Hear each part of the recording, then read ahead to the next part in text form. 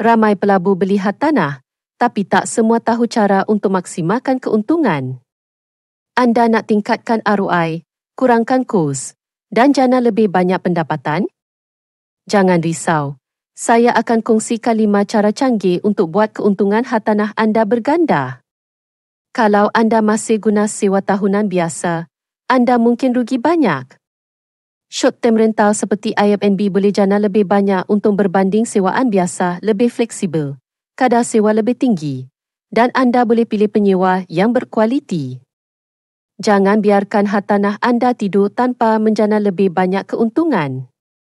Gunakan strategi refinance untuk keluarkan ekuiti rumah anda dan labur ke hartanah lain.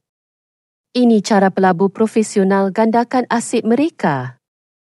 Sedikit renovasi boleh tingkatkan nilai hartanah dengan ketara.